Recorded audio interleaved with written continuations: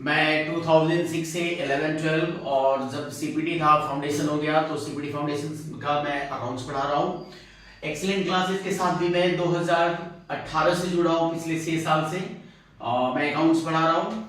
आज आप लोगों को मैं डिस्कस करने वाला हूँ 11 का टॉपिक, बिकॉज जब हम 10 से 11 में आते हैं तो बहुत सारे बच्चों को मैंने देखा है कि 11 में उनके लिए अकाउंट्स बिल्कुल न्यूली सब्जेक्ट है, तो उनको बहुत सारे कंफ्यूजन होता है कि क्या करना है, कैसे समझना है, अकाउंट्स को पढ़ना कैसे, कैसे प्रिपरेशन होगा, व्हाटएवर बहुत सारी चीजें वो आपकी कंफ्यूजन को आज करेंगे हम यहाँ पे दूर।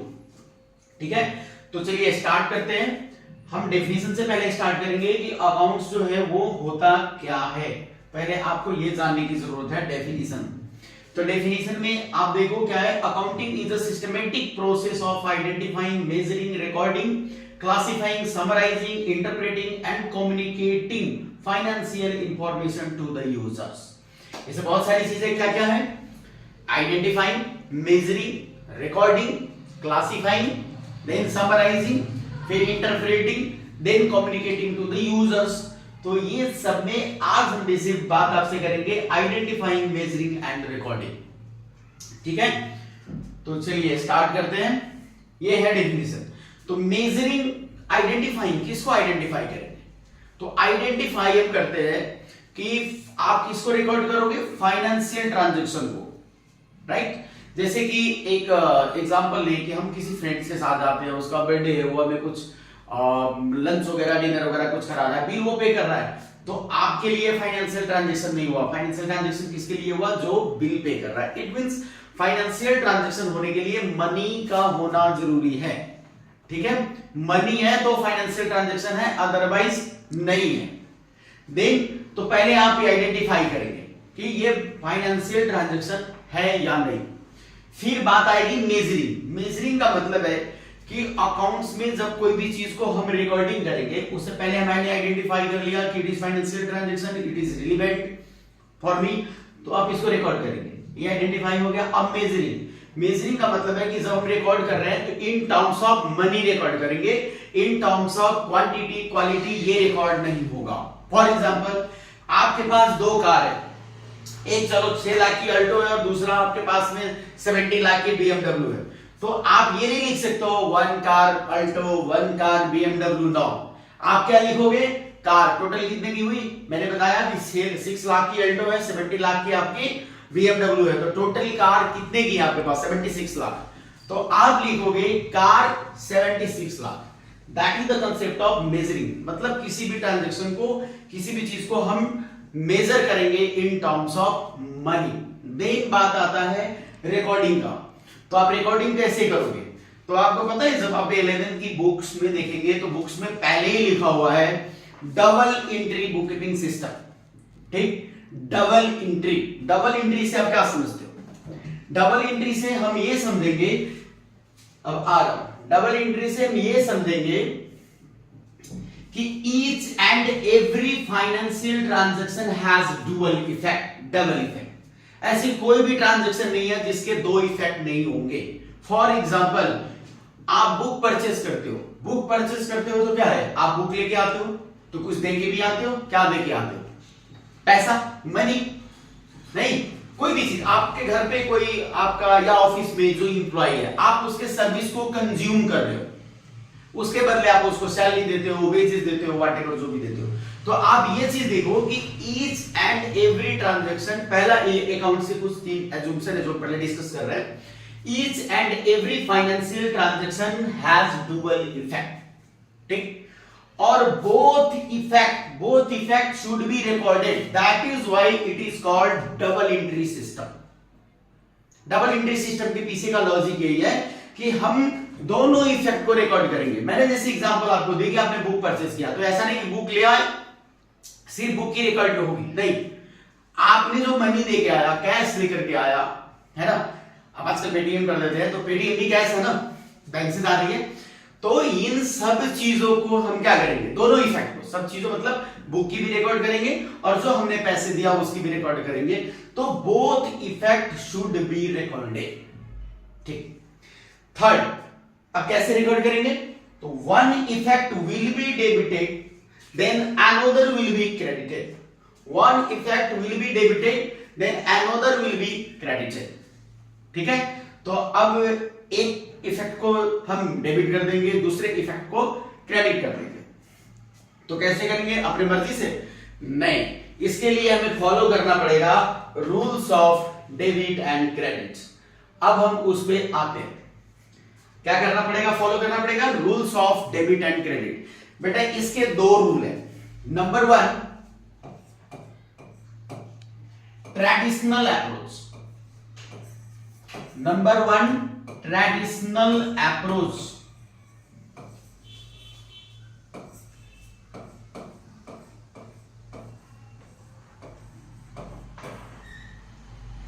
ट्रेडिशनल अप्रोच, और दूसरा जो है वो है मॉडर्न अप्रोच। हम आपके साथ दोनों डिस्कस करेंगे। मॉडर्न अप्रोच,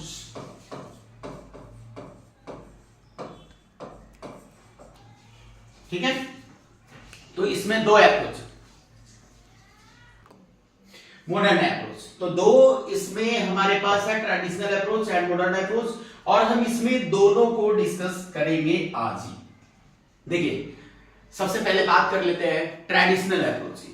ट्रेडिशनल अप्रोच में हमें 3 अकाउंट्स के थ्रू जाना पड़ता है। 3 अकाउंट्स कौन कौन सा है? सबसे पहले personal account, personal account, personal account, A/C लगाना, अकाउंट्स का एक वो है। दूसरा रियल अकाउंट, दूसरा रियल अकाउंट, और तीसरा है हमारा नॉमिनल अकाउंट, नॉमिनल अकाउंट। ये 3। अब रियल पर्सनल अकाउंट का पहले डिस्कस करते हैं। पर्सनल अकाउंट, अब इसके टाइप्स भी हैं, मैंने पहले बताया कि मैं अभी नहीं बताया तो आपको बता दूं कि इसमें first chapter two 4th chapter total core theoretical concepts हैं, और थ्योरेटिकल कंसेप्ट्स को हम शुरू में स्टार्ट में इसलिए नहीं उठाते क्योंकि आपको नींद आने लगेगी, आपको समझ में नहीं आएगा क्या होता है। तो थोड़ी सी प्रैक्टिकल एक्सपोजर देना जरूरी है। आप प्रैक्टिकली कुछ चीजों को समझ लेते हो, अकाउंट्स की आपको थोड़ी बहुत इंटरेस्ट पहले क्रिएट हो जाए, थोड़ी बहुत समझ होने लगती है, फिर थ्योरी चैप्टर हम जब डिस्कस करेंगे तो आपको एकदम बिल्कुल अच्छे से कंसेप्ट क्लियर होगा, और वो हम बाद में करेंगे। तो उसमें personal account, real account, nominal account की सबकी डिटेल्स, टाइप्स सब कुछ दिए, लेकिन उसके लिए हमें जरूरत रिकॉर्डिंग के लिए फिलहाल नहीं। बात कर ले पर्सनल अकाउंट। पर्सनल अकाउंट क्या होता है? पर्सनल अकाउंट ये कंसीडर करेगा name of the person as well as organisation. क्या करेगा कवर? ये कंसीडर करेगा name, sir name of person, name of person, और ऑर्गेनाइजेशन को भी, ऑर्गेनाइजेशन भी। For example bank of Baroda is the name of organisation, Reliance industry is the name of organisation, but Mukesh Ambani is the name of person.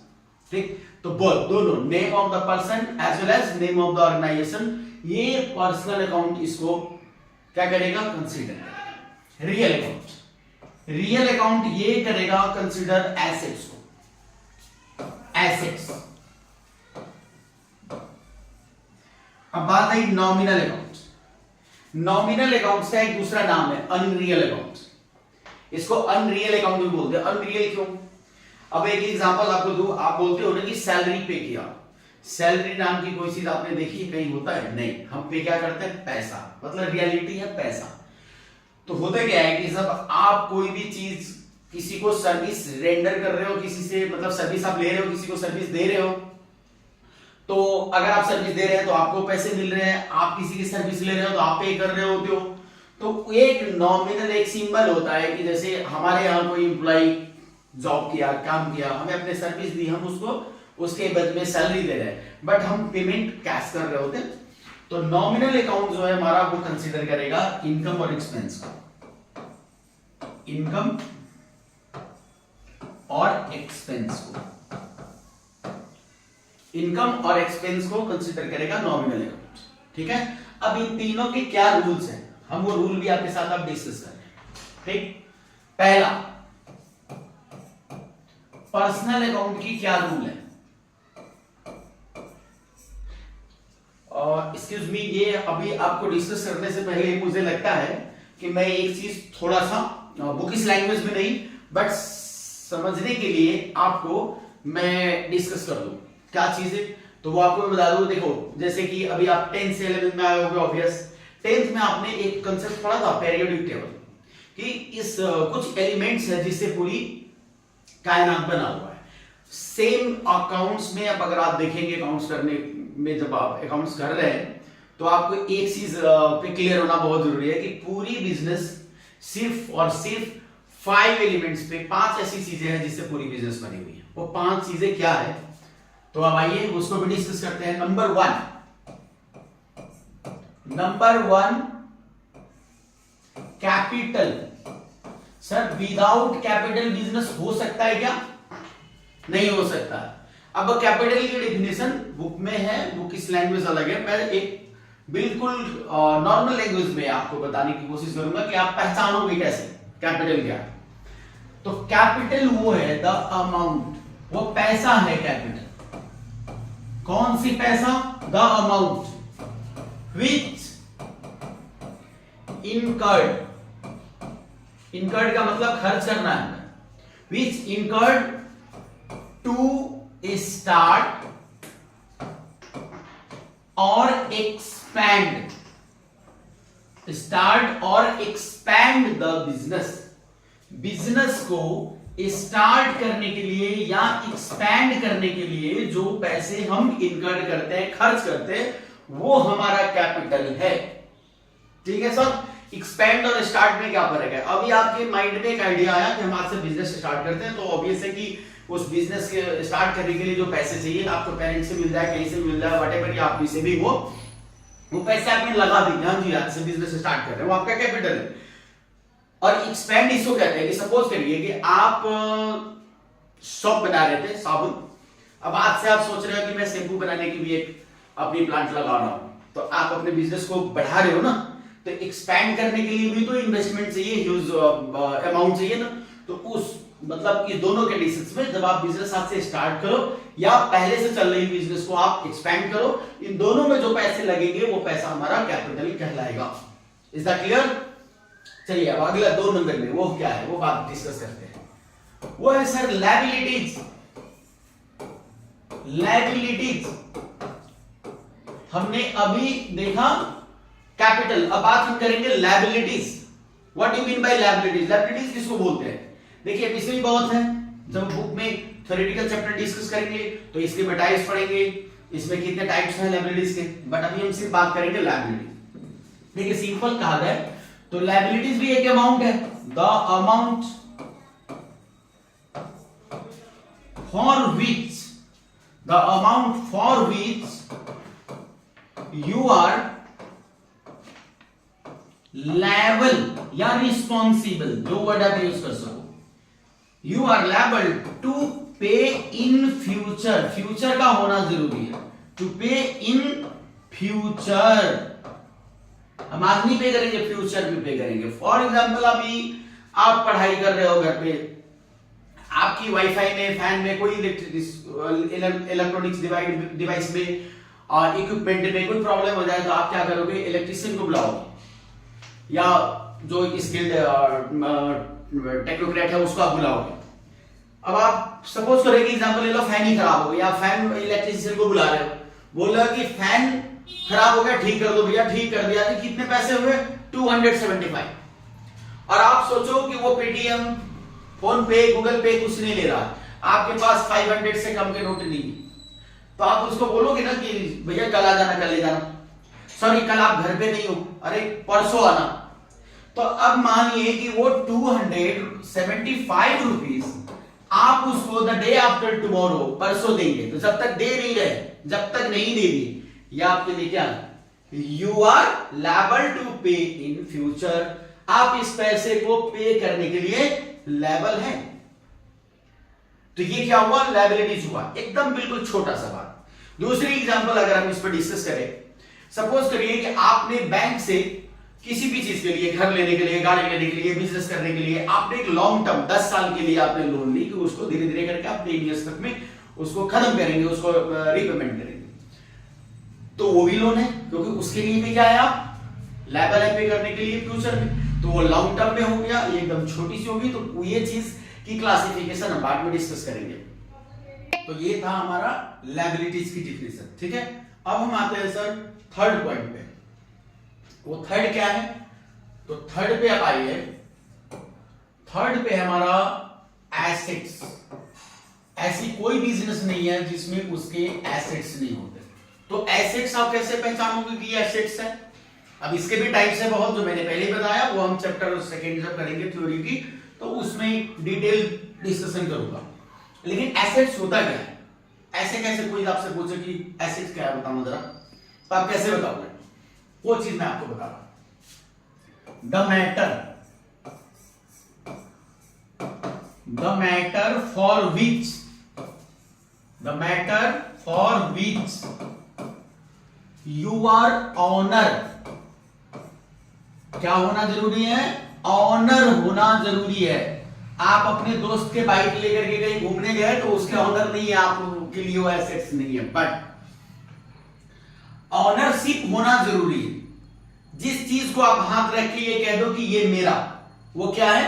Assets है। आपके pocket में पड़े हुए cash को आप बोल सकते हो ये मेरे पैसे। आपके नाम पे जो बैंक अकाउंट्स होगा उसमें जो पैसे पड़े हैं आप कह सकते हो कि मेरे हैं। आप ये कह सकते हो मेरा घर, मेरा फर्नीचर, मेरी गाड़ी, नहीं तो मेरा बुक। ओके, तो ये जिस चीज पे ऑनरशिप की फीलिंग आती है कि ये मेरा है, एक्सेप्ट ह्यूमन बीइंग, जैसे कि ऑनर तो हमें हमारी जो सर्वेंट्स वगैरह होता है वो भी होते हैं, उसके सर्विस के ऑनर होते हैं, उसके ऑनर नहीं। ओके, तो the matter for which you are owner, that is your assets. Clear? अब दो चीजें इसमें और रह रहा है, अब उसको भी डिस्कस कर लेते हैं। नंबर फोर है इनकम एंड रेवेन्यू। सर इसमें डिफरेंस है, ये आगे डिस्कस करूंगा। इसका मतलब ये नहीं कि इनकम रेवेन्यू सेम ही है, नहीं, अलग अलग है। इनकम रेवेन्यू भी इंक्लूड होता है, ठीक है, लेकिन इसके अकाउंटिंग ट्रीटमेंट लगभग सिमिलर है, इसलिए एक साथ रखते हैं, ठीक। तो इनकम एंड रेवेन्यू क्या होगा? इनकम क्या होगा? मैं आपसे पूछूं income, what do you mean by income? Sir कोई इंप्लॉई जॉब करता है उसको सैलरी मिलती है, नहीं। डॉक्टर को कंसल्टेंसी फी मिलता है, एक चार्टर्ड अकाउंटेंट को उसको कंसल्टेंसी फी मिलता है, एक लॉयर को भी कंसल्टेंसी फी मिल रहा है, एक ट्यूटर को ट्यूशन फी मिलता है। बिजनेसमैन को क्या मिलता है? प्रॉफिट। जब वो बिजनेस करेगा वहां से उसको प्रॉफिट मिलेगा। तो मतलब क्या है कि हर कोई अर्न करता है। Earning of living is income. Simple, earning of living is income. Income को हम ऐसे समझेंगे। और एक आखिरी इस पे पॉइंट बचता है हमारा expense. What do you mean by expense और लॉस? इसमें भी डिफरेंस है, ये आगे डिस्कस होगी कि what is the difference between expense and loss. Sir ऐसे कहेगी एक्सपेंस एंड लॉस में एक छोटा सा है, बता ही देता हूं। एक्सपेक्टेशन का है, आप घर से 500 रुपीज लेके निकल रहे हो कि आज अगर मूवी देखेंगे, पिज्जा खाएंगे, तो ये आपका एक्सपेक्टेड था एक्सपेंस है। बट वो रास्ते में कोई उसको पॉकेट मार दे या आपका कहीं पे खो गया, कुछ हो गया, तो वो एक्सपेक्टेड नहीं था, वो है लॉस, है ना। तो अकाउंटिंग ट्रीटमेंट इनके भी बिल्कुल सेम है। तो डिस्कस करते हैं कि ये होता क्या है। एक्सपेंस की मैं पहले बात कर लूं तो एक्सपेंस होता है कि आप लोग इकोनॉमिक्स भी पढ़ रहे हैं, उसमें एक वर्ड पढ़ गए होंगे कंज्यूमशन। वैसे इसको सीधा बोला जाए यूज भी बोल सकता था मैं, लेकिन मैंने कंज्यूमशन वर्ड डाला। Consumption of goods, consumption of goods and services,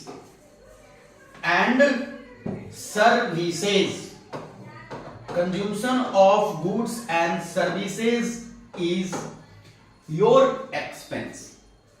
Clear?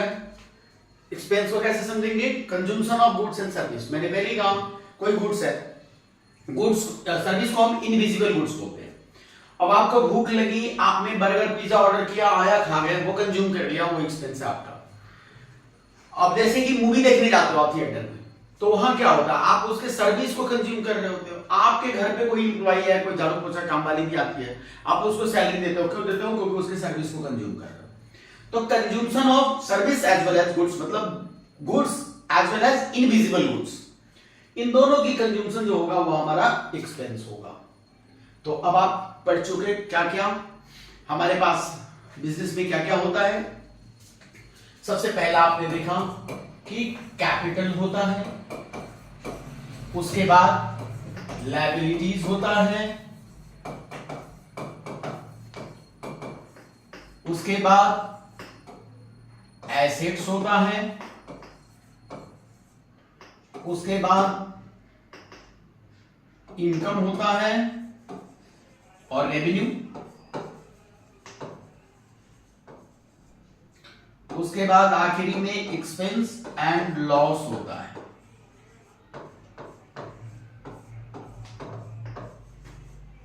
ठीक है, ये 5 चीजों को ही हमें रिकॉर्ड करना है और हमें इसी को कैसे रिकॉर्ड करना है आज ये सीखना है। तो ये बताने से पहले अब आते हैं इस पे जो मैंने पहले बताया था कि अब मॉडर्न अप्रोच पे बात करें। आगे सर जो मैंने आपसे 5 चीजें डिस्कस करी, एसेट्स, लायबिलिटीज, कैपिटल, रेवेन्यू, इसमें इनकम नहीं है, आप इनकम को इस पे ऐड करेंगे अपनी नोट्स में, एक्सपेंस एंड लॉसेस। ठीक है, तो अब इसको कैसे करना है। अब देखिए एसेट्स अगर इंक्रीज होगा तो डेबिट करेंगे, डिक्रीज होगा तो क्रेडिट करेंगे। अब एक एग्जांपल अभी भी मैंने दी थी कि आप बुक खरीदने जा रहे हो, तो बुक है क्या, मतलब बुक और क्या कहते हैं उसमें पैसे दे के आ रहे हो, बुक लेके आ रहे हो और पैसे दे के आ रहे हो, 2 चीजें हुई। तो बुक आपके पास आ रहा है, इंक्रीज हो रहा है, और पैसे आप दे के आ रहे हो, डिक्रीज हो रहा है, क्योंकि बुक एंड पैसा दोनों क्या है, एसेट्स है। तो यहां पे एक ही एसेट्स की ही दोनों रूल इस ट्रांजैक्शन पे क्या होगा, इंप्लीमेंट होगा। ठीक, लायबिलिटीज अगर आपकी डिक्रीज हो रहा है तो डेबिट करनी है, अगर इंक्रीज हो रहा है तो क्रेडिट करनी है। फॉर एग्जांपल आपने लोन ली तो लायबिलिटीज क्या हुआ, इंक्रीज हुआ, या डिक्रीज हुआ, इंक्रीज, तो क्या करनी है हमें, क्रेडिट। अगर आप उस लायबिलिटीज की रीपेमेंट करते हैं, उस लोन की रीपेमेंट करते हैं, उस कंडीशन में क्या होगा, लायबिलिटीज डिक्रीज होगा, तो उस सिचुएशन में लायबिलिटीज हमारा क्या होगा, वो लोन डेबिट होगा। इसको एग्जांपल के अकॉर्डिंगली समझेंगे, अभी तो पहले ये चार्ट को समझ लीजिए। कैपिटल, जब आप बिजनेस स्टार्ट कर रहे हो तो बिजनेस स्टार्ट करने की जब आइडिया आपके पास आ रहा है तो क्या होता है, पहले कैपिटल, पहले पैसे चाहिए ना, जिसको हम इनकर्ड करेंगे, जिसको इन्वेस्ट करेंगे बिजनेस स्टार्ट करने के लिए। तो उस समय में कैपिटल इंक्रीज हो रहा है, जब कैपिटल इंक्रीज हो क्रेडिट, और कैपिटल जब डिक्रीज हो तो डेबिट, राइट। रेवेन्यू और इनकम इंक्रीज होगा तो क्रेडिट, और डिक्रीज होगा तो डेबिट।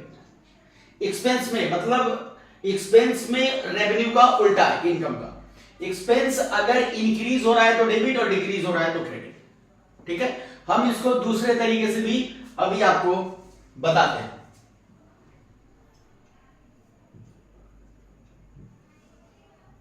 अभी मैंने लिख दिया यहां पे 5 चीजें, अब इसमें आप इसको ऐसे चार्ट बना लो,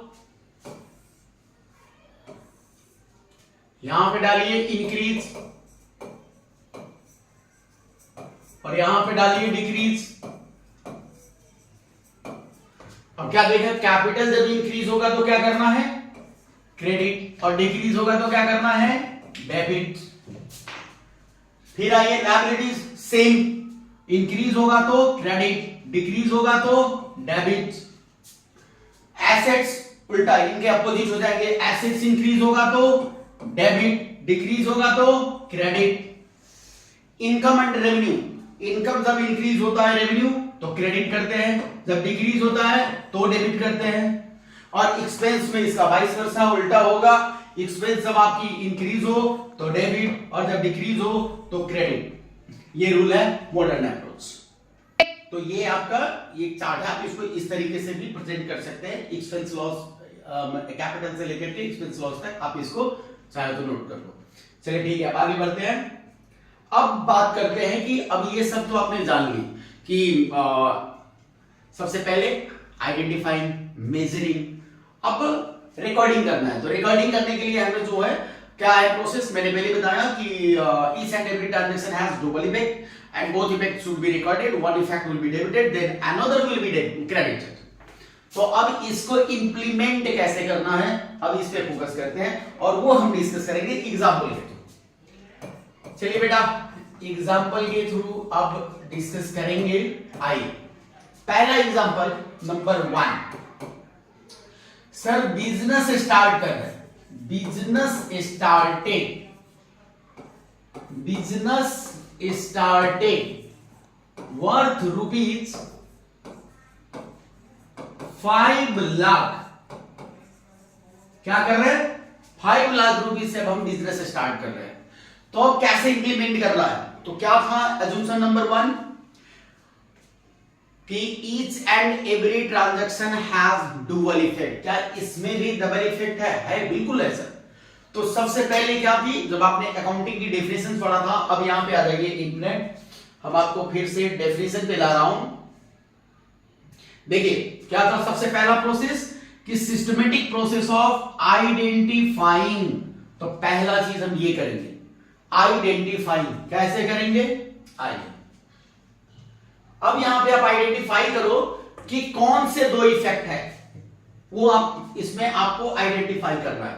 फर्स्ट, ये 5 लाख रुपीज क्या है सर? कैश। कैश क्या होता है 5 चीजों में? एसेट्स। क्लियर है? ठीक। दूसरी चीज कि जिस पैसे से आप बिजनेस स्टार्ट करोगे, जिस पैसे से बिजनेस को स्टार्ट करोगे, वो पैसा क्या कहलाएगा? कैपिटल। तो आपकी एक इफेक्ट ये भी है ना, कैपिटल। आइडेंटिफाई हो गया दो effect. Each and every transaction has double effect. कैसे हुआ? ये पैसा है, एसेट्स है, जिस पैसे से आप बिजनेस स्टार्ट करते हो, अभी अभी कैपिटल के डेफिनेशन में बताया, उसी पैसे को हम कैपिटल बोलते हैं। क्लियर? तो अब आपको ये पता चल गया कि ये कैपिटल है और कैश है। कैश है तो क्या है? एसेट्स। और कैपिटल क्या है? कैपिटल है। तो अभी अभी हम लोगों ने डिस्कस करा, जो रूल्स पे डिस्कस करे थे, अब आ जाइए इस पे। क्या है सर कि एसेट्स जब इंक्रीज होगा तो डेबिट करेंगे। तो हमारी ट्रांजैक्शन थी business started worth rupees 5 lakh. तो आप जब बिजनेस शुरू करने के दिमाग में आपके जब आइडिया आ गया, तो पहले क्या चाहिए आपको? इन्वेस्टमेंट, पैसे, कैपिटल। तो कोई ना कोई आपको पैसे देगा ना, तो लो बेटा, हाँ जी, हाथ में ऐसे पैसे पकड़ो, इस पैसे से बिजनेस करना। तो फर्स्ट ऑफ ऑल क्या हुआ? आपके पास पैसे आई, तो पैसा एसेट्स है और ये पैसा इंक्रीज हुआ। इंक्रीज होगा तो क्या करेंगे? डेबिट।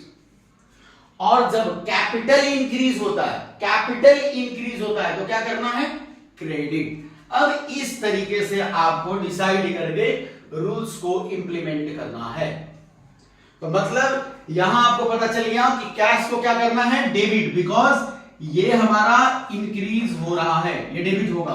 और कैपिटल भी इंक्रीज हो रहा है, इसको क्या करना है? क्रेडिट। तो ऐसे डिसीजन करते हैं हम डेबिट एंड क्रेडिट की। और जर्नल एंट्री भी मैं आपको बता दूं कि कैसे हम इसको लिखेंगे, वो फॉर्मेट पे कैसे जर्नल बनाएंगे। जब मैं जर्नल की लेक्चर दूंगा उसमें वो चीजें डिस्कस करूंगा। लेकिन अगर इसको अभी मैं बताऊं तो इसको ऐसे लिखेंगे, cash account debited bye 5 lakh rupees. And जिसको डेबिट करते हैं ऐसे डेबिट लगा दिया, जिसको क्रेडिट करते हैं इसमें फिर आगे सीआर नहीं लगाते। उसका रूल ये है कि आप यहां पहले ही, जैसे कि आप लिखते हो किसी के नाम में, हिंदी में श्री लगाते हैं, इंग्लिश में मिस्टर, मिसेस, मिस, मास्टर, उस तरीके से जो क्रेडिट हो रहा है ना उसके आगे टू लगाइए, मतलब वो क्रेडिट है। तो टू कैपिटल अकाउंट 5 लाख। ठीक है, ये आपकी जर्नल एंट्री है।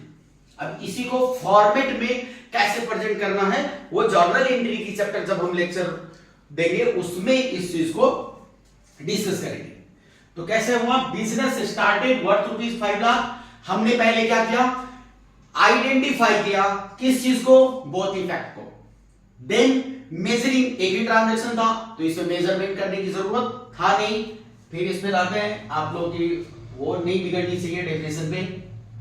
पहला स्टेप क्या था? आइडेंटिफाइंग, तो दो इफेक्ट को आइडेंटिफाई किया।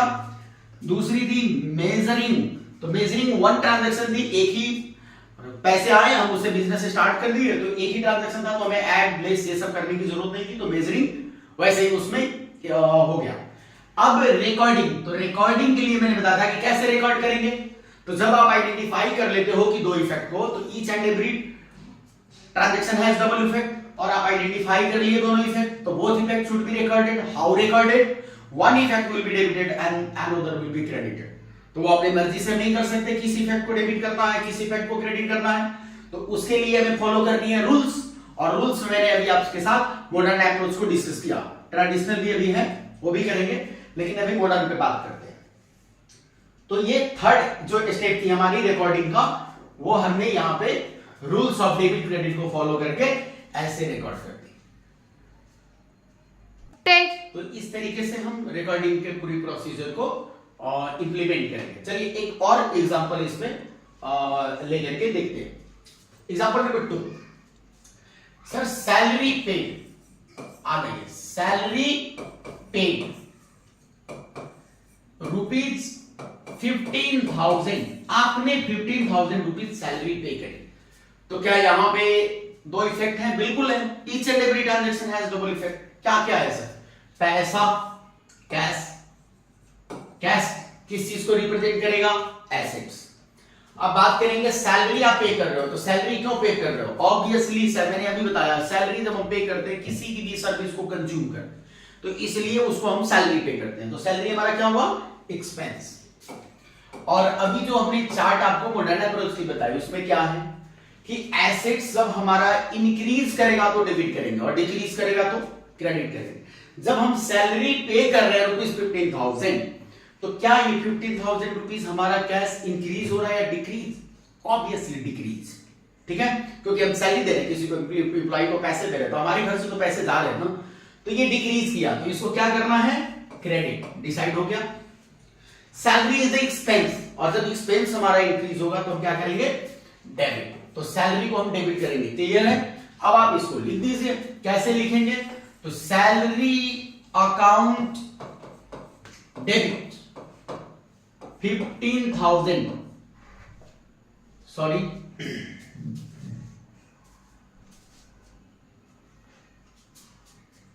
Salary account debited bye 15,000।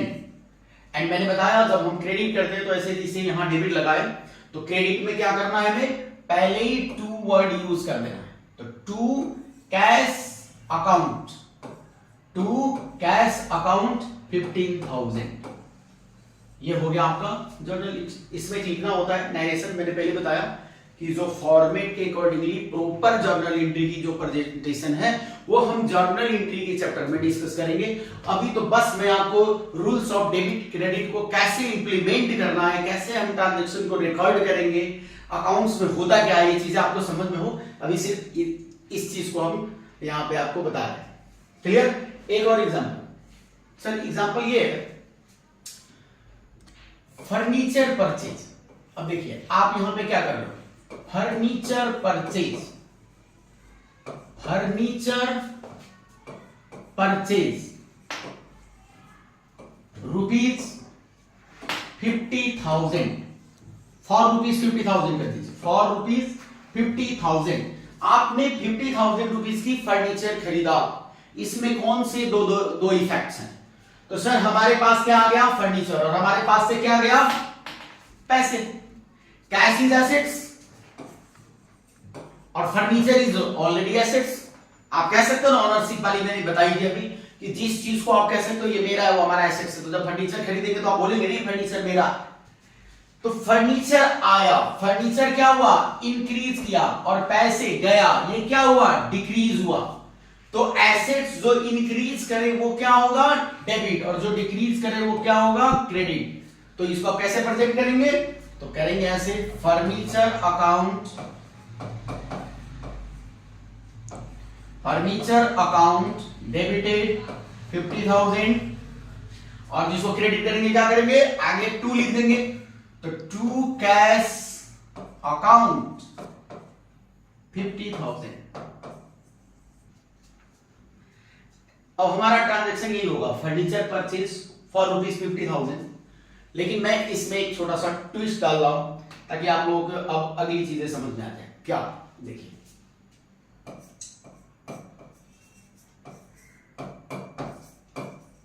Furniture purchased for 50,000 from Ram on credit. अच्छा एक चीज आपको बता दूं, ऑन क्रेडिट नहीं भी लिखता मैं, सिर्फ ये लिखता फ्रॉम राम तो भी ये क्रेडिट है। ये चीज जान लीजिए, आगे आपको काम आएगा जर्नल के चैप्टर में। एक चीज आपसे पूछता हूं कि आप अपने कॉलोनी के गली के किसी दुकान में सामान लेने जाते हो, पैसे देते हो, तो आपसे वो आपका नाम एड्रेस पूछता है क्या? नहीं पूछता ना। आप पैसे देते हो, सामान लेके आ जाते हो, लेकिन जैसे उसको बोलोगे कि ये पैसे ना मेरे पापा आके दे देंगे या कल परसों मैं आके दूंगा, तो आपके नाम क्या, आपके पापा का नाम, आपके मकान का एड्रेस भी वो नोट कर लेगा ना। तो इट मींस क्या है कि जब ट्रांजैक्शन में, किसी भी ट्रांजैक्शन में ऐसा आ जाए कि परचेज या सेल फ्रॉम या टू फलाना, तो मतलब नाम है, मतलब ये क्रेडिट ट्रांजैक्शन है, ये ऑब्वियस है, ये क्रेडिट ट्रांजैक्शन है। आगे हमें ऑन क्रेडिट लिखा हो या ना लिखा हो, ये क्रेडिट ट्रांजैक्शन है। ठीक है, तो अब इस पर डिस्कस करते हैं। क्या सर इसमें भी दो इफेक्ट है? बिल्कुल इफेक्ट है, दो। कौन कौन सी इफेक्ट? पहली तो फर्नीचर, आपको फर्नीचर मिला, फर्नीचर आप खरीद रहे हो, तो for this furniture you are owner, furniture आपकी एसेट्स है और ये एसेट्स आपके घर में आ रहा है तो ये इंक्रीज हो रहा है, और जब एसेट्स इंक्रीज होगा तो डेबिट करेंगे। एक हमने इफेक्ट को भी आइडेंटिफाई किया और उसको क्या करना है, डेबिट एंड क्रेडिट, वो भी डिसाइड कर लिया, तो ऐसे रिकॉर्ड करेंगे। अब दूसरी चीज क्या है सर, 50,000, लेकिन आप चूंकि क्रेडिट में ले रहे हो तो पैसे तो दे नहीं रहे हो, जो आपकी कैश डिक्रीज होगा। आप यहां पैसे दे नहीं रहे हो, लेकिन कर क्या रहे हो, क्रेडिट में, राम से आप ये क्रेडिट पे ले रहे हो। तो for the amount for which you are responsible, you are liable to pay in future, that is your liabilities. मतलब राम आपके लिए यहां पे एक लायबिलिटीज है, इन फ्यूचर आपको राम को ये पैसे पे करना होगा। ठीक, और यही जो मैंने एक आपको बताया। अब अगली इस रूल्स ऑफ डेबिट क्रेडिट के आज पार्ट 1 है, पार्ट 2 में हम आपसे डिस्कस करेंगे ट्रेडिशनल अप्रोच, उसमें ये गिवर होगा, वहां पे उस एंगल से आपको समझाएंगे। अभी फिलहाल क्या है कि हम इस पैसे को राम को इन फ्यूचर में वापस करेंगे, तो जब तक हम ये पैसे वापस नहीं कर लेते, राम हमारे लिए क्या है, लायबिलिटीज है। तो लायबिलिटीज जब आपकी इंक्रीज हो तो क्या करना है, क्रेडिट। तो अब कर दीजिए इसकी एंट्री, क्या होगा, furniture account debited by 50,000 to Ram, और नेम हो तो उसके आगे अकाउंट नहीं लिखेंगे, 50,000 हो गया। अब क्या था कि कैश वाले में furniture account debit to cash account हुआ, और क्रेडिट वाले में भी बात वही होगी, क्या है, फर्नीचर अकाउंट डेबिट, लेकिन चूंकि हम पेमेंट नहीं किए, राम को इन फ्यूचर पे करेंगे, तब तक के लिए राम हमारा लायबिलिटीज है, तो टू राम, लायबिलिटीज इंक्रीज हुआ। एक एग्जांपल और, अभी आपसे मैंने डिस्कस करा था सैलरी पेड रुपीज 15,000, अभी पिछली एग्जांपल में, और इसकी आपने एंट्री कर दी थी salary account debit 15,000 to cash account 15,000। अब एक चीज मैं आपसे पूछता हूं इसमें कि सैलरी पेड नहीं है। अब इसी चीज को अगर मैं दूसरे तरीके से बताऊं कि हमारा यहां पे ना सैलरी पेड नहीं है, ये जो सैलरी है ना ये पेड नहीं है, अब क्या है, salary due to be paid, due हो गया है पे करने के लिए रुपीज 15,000, बट आपने पे नहीं किया। अब होता है ना कि आप अपने एम्प्लॉय को हर एक को महीने की 1 तारीख को सैलरी दे रहे हो, तो ड्यू हुआ, आपने दे दी, बात खत्म, वही हुई सैलरी टू कैश। लेकिन अब आप कह रहे हो इस बार कंपनी में कोई प्रॉब्लम है, परेशानी है, तो आप सभी को बोल रहे हो कि इस बार सैलरी 7 तारीख को मिलेगी, 1 को नहीं मिलेगा, लेकिन ड्यू कब हो गया, 1 को ही, लेकिन अभी आप पे नहीं कर रहे हो, कब करोगे, 7 को। तो the amount for which you are liable to pay in future, वो क्या है हमारा, वो लायबिलिटीज है। मतलब salary due to be paid 15,000 pay नहीं कर रहे, ये अभी पे करना बाकी है, तो ये लायबिलिटीज हुआ। और सैलरी हमारा चूंकि ड्यू हो चुका है, खर्चा हो चुका है, एक्सपेंस जब इंक्रीज होगा डेबिट। और लायबिलिटी जब इंक्रीज होगी तो क्रेडिट। तो इसको लिखेंगे कैसे, आइए,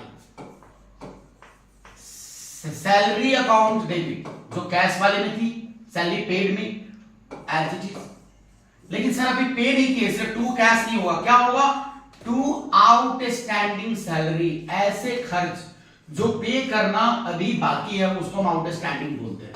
तो टू आउटस्टैंडिंग सैलरी अकाउंट 50,000, ठीक है। तो इस तरीके से हम चीजों को समझेंगे, ठीक है।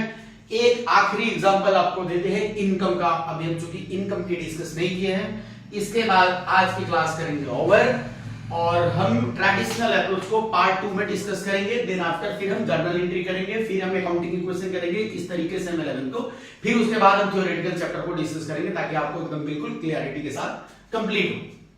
चलिए, एक एग्जांपल हमारा है आखिरी, रेंट रिसीव्ड। आप लोग को पता है जिसके भी एक से ज्यादा घर वो रेंट पे लगाते हैं, तो रेंट रिसीव्ड रुपीज 10,000। अब यहां क्या हुआ, पैसे आए या रेंट आए, पैसे आए, ये कैश है, पहले दोनों इफेक्ट को देखते हैं। और रेंट, तो पैसे एसेट्स है, एसेट्स आया, इंक्रीज हुआ, डेबिट करेंगे। और रेंट हमें मिल रहा है, हम पे नहीं कर रहे हैं। अगर रेंट आप पे करोगे तो आपके लिए एक्सपेंस हो जाएगा। रेंट आप रिसीव कर रहे हो तो रेंट आपके लिए क्या है, इनकम। ये आपके लिए इनकम है। पहले इस तरीके से हम आइडेंटिफाई कर लिए दोनों इफेक्ट्स को। अब रूल देखते हैं, यहां तो देख भी लिए कि कैश इंक्रीज हो रही है, एसेट्स डेबिट हो गया, और जब इनकम इंक्रीज होता है तो क्या होता है, क्रेडिट।